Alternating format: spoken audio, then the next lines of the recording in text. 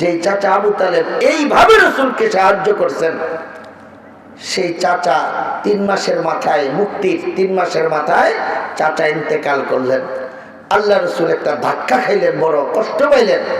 হায় রে, চাচা আমার আগলে রাখতো, আমার গায়ে কোনো কাফের মুশরিক আঘাত করবে, আমার চাচার কারণে পারে নাই। আজ আমার সেই চাচা মারা গেছে, এবং মারা গেল তো গেল, চাচা এত হেফাজত করলো, আমার জন্য এত অবদান রাখলো, আমি আমার চাচাকে কালিমা পড়াইয়া মুসলমান বানাইয়া জাহান্নাম থেকে মুক্তির ব্যবস্থা করতে পারলাম না। চাচা মারা গেল, জাহান্নামী হইয়া মারা গেল। এটা তো রাসূলের একটা কষ্ট। কেউ কষ্ট নেই? কষ্ট না? চাচা মারা গেছে একটা কষ্ট, বেঈমান হইয়া জাহান্নামী হইয়া মারা গেছে এটা আরেকটা কষ্ট। আর রাসূলের একজন সাহায্যকারী চলে গেল, আরেকটা বড় মুসিবত আল্লাহ রাসূলের জন্য। যাই হোক, মারা গেছে, কি করবে, কষ্ট বুকে নিয়ে চলতেছে।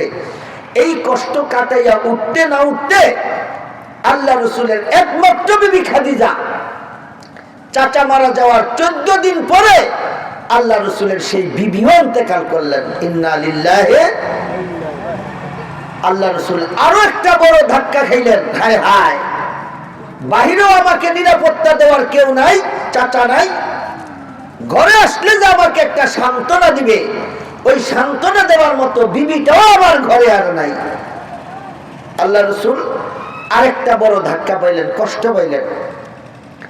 চাচা মারা যাওয়ার পরে কাফেররা আল্লাহ রাসূলের গায়ে এবার হাত উঠানো শুরু করছে।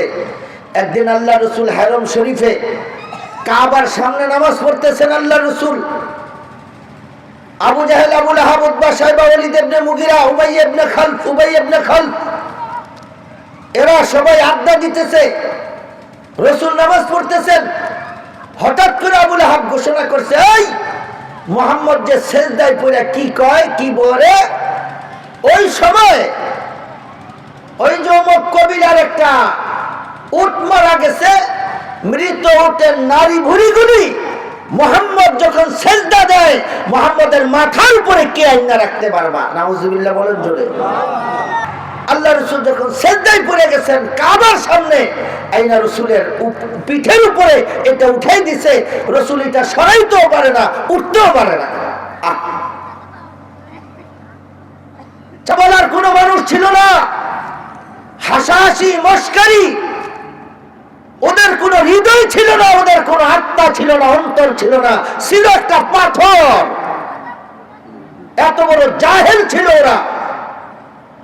আব্দুল্লাহ ইবনে মাসউদ রাদিয়াল্লাহু তাআলা আনহু গরীব সাহাবী, কোনো প্রভাব নাই সমাজে, কোনো দাম নাই বেড়ার। উনি এসে দেখছে যে রাসূলের এই অবস্থা, কি করবে এখন? উনি বাধা দিতে আসলেও যদি ওনাকে মেরে ফেলে, ভয়ে বাধাও দিতে পারতেছে না। তাড়াতাড়ি যাইয়া ফাতেমা রাদিয়াল্লাহু তাআলা আনহাকে, উনি ছোট্ট মেয়ে ফাতেমা, এরে যাইয়া বলছে, ফাতেমা যাইয়া দেখো কাবার সামনে তোমার বাপের কি অবস্থা, তাড়াতাড়ি যাও। ফাতেমা রাদিয়াল্লাহু তো বাপের কথা শুই না, আর মাথা হুঁশ নেই, ঠিক নেই।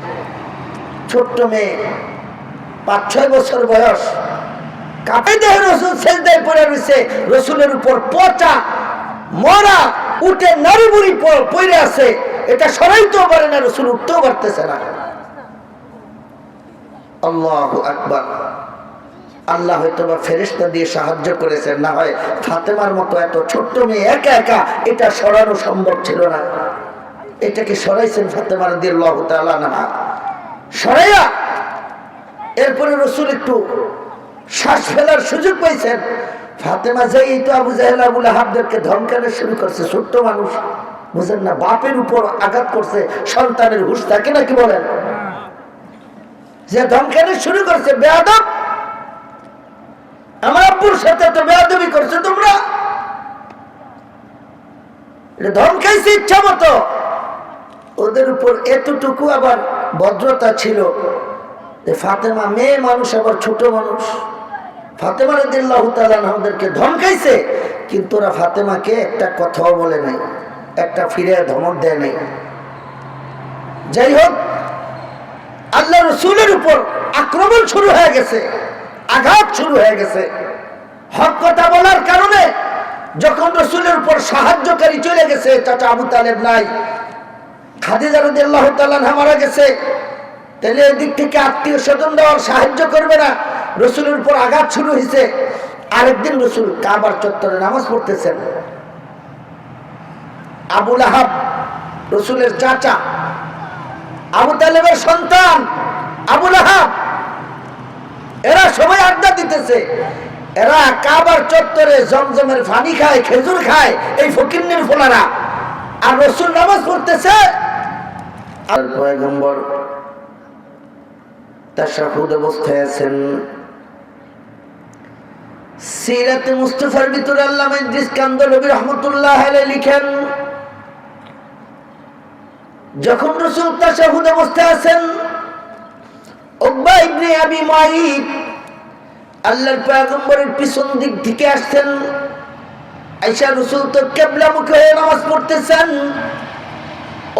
ওর শরীরের উপরের চাদরটা খুলে আল্লাহর পয়গম্বরের মাথার উপর দিয়ে এমনি মারছে।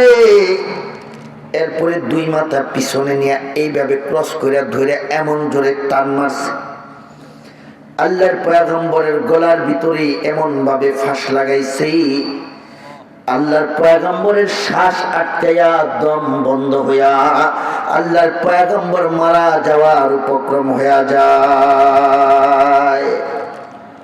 আমার মুসলমান ভাইরা, আল্লাহর পয়গম্বরের দম বন্ধ হইয়া যেন রসুলের চোখ দুইটা বের হইয়া যাওয়ার উপক্রম হইয়া যায়, আল্লাহর পয়গম্বরের চেহারা মুবারকের রগগুলি ফুলা যায়, আর রসুলের চেহারাটা আনারের বিচির মতো লাল হয়ে যায়, মনে হয় যেন এক্ষুনি মারা যাবে দম বন্ধ হইয়া।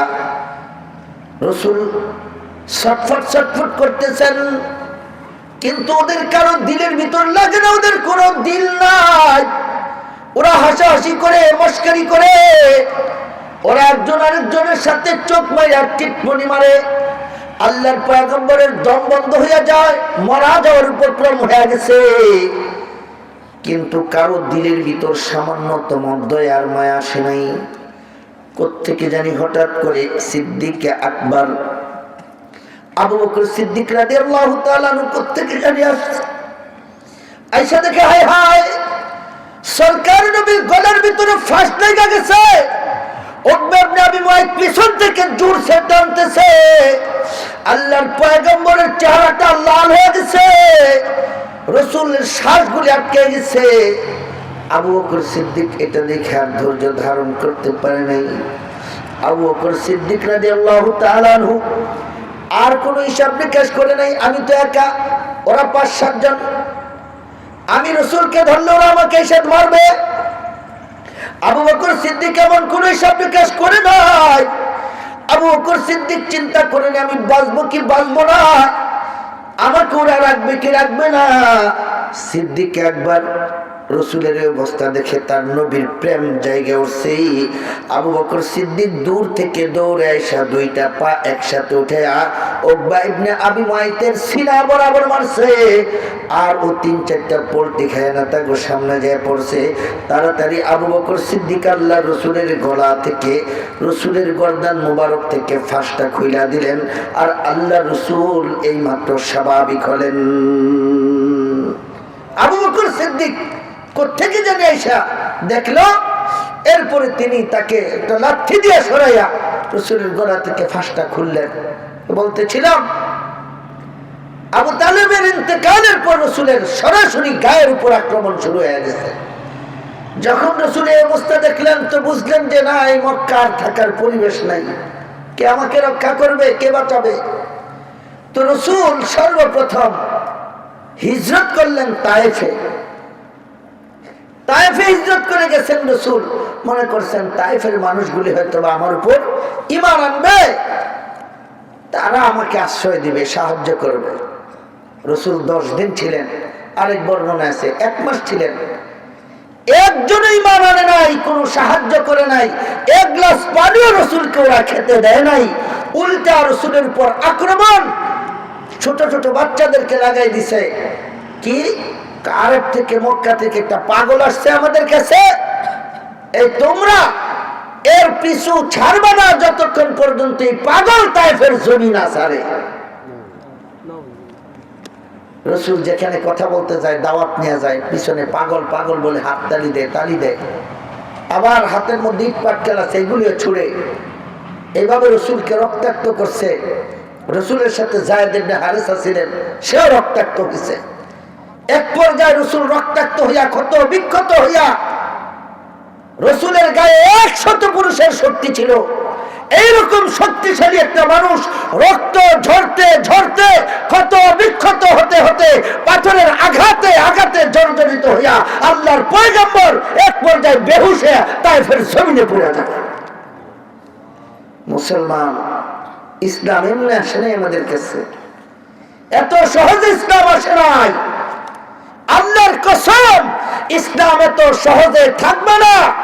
ইসলামকে রাখতে হলে আল্লাহর পয়গম্বর যেভাবে রক্ত জীবন বাজি রেখে ইসলামকে আমাদের কাছে পৌঁছিয়েছেন, কিয়ামত পর্যন্ত ইসলামকে টিকায় রাখতে হলে আমরাও রক্ত এবং জীবনের সেই নজরানা ইসলামের জন্য পেশ করতে হবে। ঠিক কিনা বলেন?